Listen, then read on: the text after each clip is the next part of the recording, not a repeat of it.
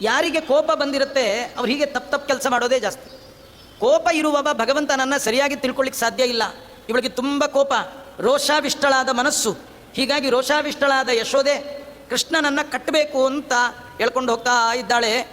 ನಮಗೆ ವಾದಿರಾಜರು ಇದ್ರೊಳಗೆ ಏನು ತಿಳಿಸ್ತಾರೆ ಅಂದರೆ, ಯಾರು ಜೀವನದಲ್ಲಿ ಕೋಪ ಮಾಡ್ಕೊಳ್ತಿರ್ತಾರೆ ಅವರಿಗೆ ಭಗವಂತನ ಬಗ್ಗೆ ಅರಿವು ಬರಲ್ಲ.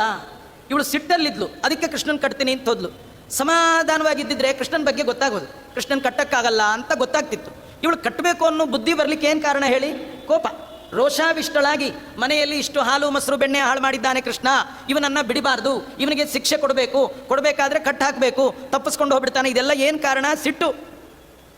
ವಾದಿರಾಜರು ಹೇಳ್ತಾರೆ, ಯಾರು ಕೋಪಕ್ಕೆ ಆವಿಷ್ಟರಾಗಿರ್ತಾರೆ, ಕೋಪಾವಿಷ್ಟರಾಗಿರ್ತಾರೆ, ಅವರು ದೇವತೆಗಳ ಸಾಮರ್ಥ್ಯವನ್ನು ತಿಳಿಲಿಕ್ಕೆ ಸಾಧ್ಯ ಇಲ್ಲ. ಇದ್ರ ತಾತ್ಪರ್ಯ ಇಷ್ಟೇ, ನೀವು ದೇವರ ಮನೇಲಿ ಕೂತಾಗ ನಿಮ್ಮ ಬಾಯಲ್ಲಿ ದೇವ್ರ ಸ್ತೋತ್ರ ಬರಬೇಕಾದ್ರೆ ಮನಸ್ಸಿನಲ್ಲಿ ಕೋಪ ಇರಬಾರ್ದು. ಹಾಲು ಬರಲಿಲ್ಲ ಅಂತ ಹಾಲಿನವನ ಮೇಲೆ ಕೋಪ ಇದ್ದರೆ ಬಾಯಲ್ಲಿ ಮಂತ್ರ ಬರಲ್ಲ.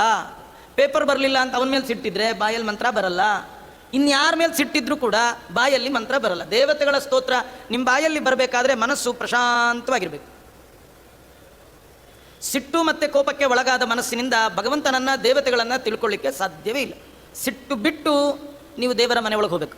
ನಾವು ಸಿಟ್ಟು ಸಮೇತ ದೇವರ ಮನೆಗೆ ಹೋಗಿರ್ತೀವಿ. ಯಾಕೆಂದರೆ ಬಿಡ್ಲಿಕ್ಕಾಗದೇ ಇರೋದೇ ಸಿಟ್ಟಿನ ಗುಟ್ಟು. ಏನಾರು ಬಿಡ್ಬೋದು, ಸಿಟ್ಟು ಬಿಡೋದು ಭಾಳ ಕಷ್ಟ.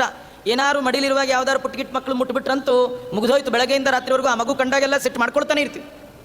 ಅದರಿಂದ ನಿಜವಾಗಿಯೂ ಆ ಸಿಟ್ಟಿದೆಯಲ್ಲ, ಅವರು ಎಂದೆಂದೂ ಕೂಡ ಭಗವಂತನನ್ನು ತಿಳ್ಕೊಳ್ಳಿಕ್ಕೆ ಸಾಧ್ಯ ಇಲ್ಲ. ಅದನ್ನು ರಾಜರು ಇಲ್ಲಿ ತಿಳಿಸ್ತಾರೆ.